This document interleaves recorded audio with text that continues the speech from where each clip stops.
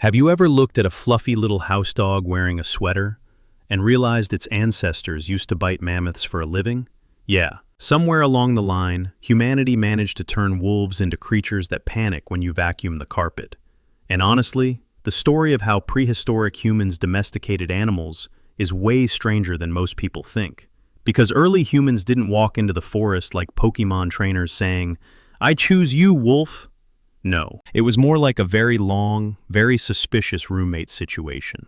Welcome back to Sticks Decode. Like and subscribe to the channel to support us. And today, we're talking about how prehistoric humans convinced wild animals to live with them, without getting immediately eaten. Imagine prehistoric life for a second. No roads, no grocery stores, no fences, no barns.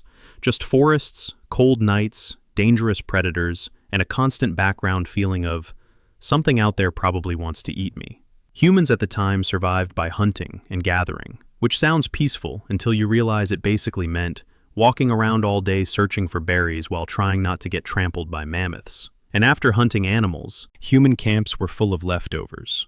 Bones, scraps of meat, discarded fat, broken carcasses.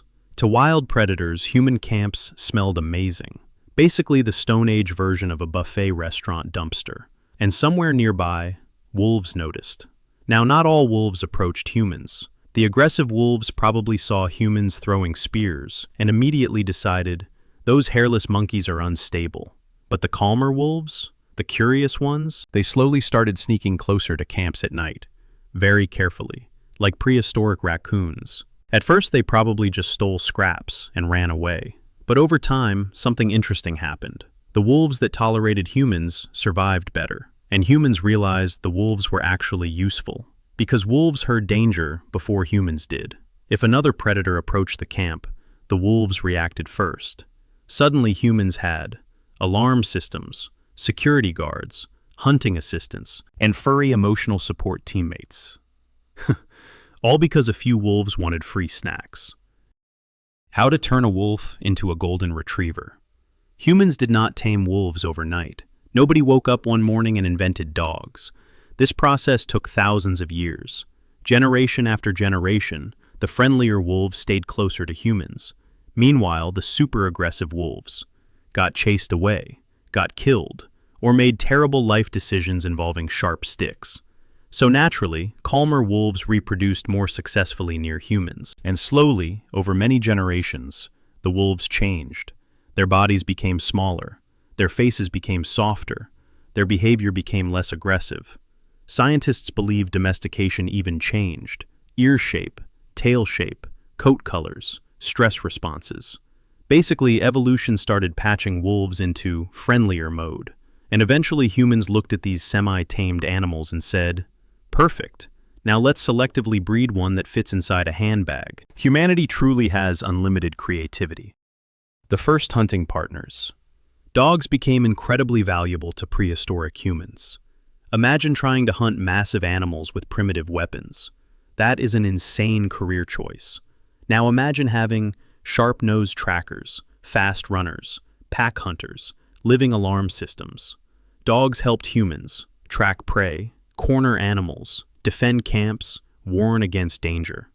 Some archaeologists even believe humans and dogs became so connected that they were buried together. Which means even thousands of years ago, humans were already emotionally attached to their pets. And honestly, that makes sense. Because if a wolf helps you survive winter, protects your family, and hunts beside you for years, that's no longer just an animal. That's basically your prehistoric coworker. Farming changes everything. For most of human history, people moved constantly. But around 10,000 years ago, humans started settling down and farming. And this completely transformed domestication. Because once humans had villages and stored food, animals suddenly had a reason to stick around permanently. Humans realized something revolutionary. Wait, instead of chasing animals forever, what if we kept them nearby? This was basically the beginning of agriculture DLC. And soon, humans started domesticating.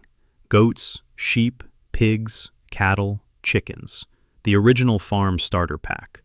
Each animal had a purpose. Sheep gave wool, goats gave milk, pigs turned leftovers into meat, cattle provided strength and food, chickens somehow became tiny, screaming egg factories. Human civilization was evolving rapidly, mostly because humans finally stopped running after dinner. Let's talk about goats for a moment, because goats are fascinating. Modern goats will climb impossible surfaces, eat things they absolutely shouldn't, scream for no reason, and behave like tiny mountain goblins. And somehow prehistoric humans still looked at them and said, yes, this one seems manageable. But goats had huge advantages. They survived harsh climates, traveled easily, reproduced quickly, and could eat almost anything. To ancient humans, goats were basically portable survival machines. Milk, meat, hide, fur. All generated by a creature whose hobbies include standing on rocks dramatically. Honestly, goats may have domesticated humans emotionally through confusion alone. Not every animal can be domesticated. Humans tried with many species. Some completely refused. Take zebras. At first glance, zebras look perfect. They're basically striped horses. But zebras are aggressive, unpredictable, easy to panic, extremely difficult to control, which is why humans domesticated horses and left zebras to continue living as nature's angriest barcode pattern. The same problem happened with many other animals. Bears, too dangerous. Deer, difficult to manage. Large predators, bad idea for obvious reasons. To be domesticated, animals usually needed social group behavior, tolerance for humans, ability to breed in captivity, relatively calm temperaments, which eliminates a lot of animals immediately. Some creatures simply woke up every day and chose violence. Then humans discovered one of the greatest upgrades in ancient history, the horse. At first, humans probably hunted horses for food, but eventually someone had a life-changing idea. What if we sat on the fast animal? And human civilization immediately became terrifyingly efficient. Horses transformed. Transportation, communication, farming, trade, warfare. Entire empires expanded because humans learned to cooperate with very muscular, grass-powered speed machines. Before horses, traveling long distances took forever. After horses, suddenly people could move information, goods, and armies much faster, which was great for civilization. Domestication didn't just change animals, it changed humans too. Living beside animals affected human diets, immune systems, social structures, migration, even human DNA. For example, many adults today can digest milk because ancient populations lived with cattle for thousands of years. Your ability to enjoy cheese is partially a prehistoric side effect. Animals also reshaped society itself. Once humans could raise food consistently, populations grew, villages became cities, labor became specialized, civilizations expanded. In many ways, domestication helped build the modern world, all because ancient humans decided maybe keeping animals nearby is easier than chasing them forever. An incredible strategic breakthrough.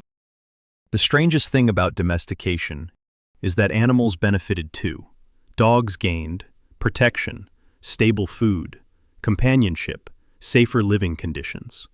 Cattle and sheep spread across huge regions because humans protected and bred them. So domestication wasn't really humans defeating nature. It was more like multiple species accidentally forming alliances. Very weird alliances, sometimes emotional alliances, sometimes loud, screaming goat alliances. But alliances nonetheless. And honestly, human civilization may never have happened without them. So the next time you see a sleepy house dog refusing to go outside because the ground is wet, remember, its ancestors survived Ice Age winters beside prehistoric hunters. And somewhere, thousands of years ago, a tired caveman sitting beside a fire probably looked at a nearby wolf and thought, you know what? This little guy is actually pretty useful. And that single decision slowly changed the history of the entire planet. If you enjoyed this deep dive into prehistoric animal domestication, hit like, subscribe, and come back for more strange human history. This is Sticks Decode, where even prehistoric goats have chaotic character development.